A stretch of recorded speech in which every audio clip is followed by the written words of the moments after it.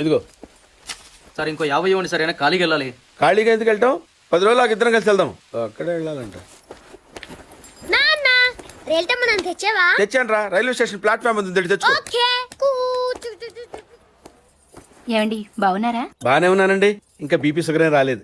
శనివారం వస్తా అన్నారు, శుక్రవారం వచ్చారేంటి? ఇచ్చే స్టేషన్ లో పడుకొని రేపు పొద్దున్నే వస్తాను. అయ్యో నా ఉద్దేశం అది కదండి. చేతి కోపడకండి, రండి కూర్చోండి.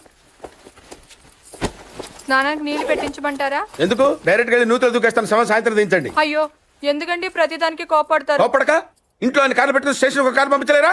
మీరు ఎప్పుడు వస్తారు? నార్మల్ ఏంటే కౌంటర్ ఇస్తున్నావు?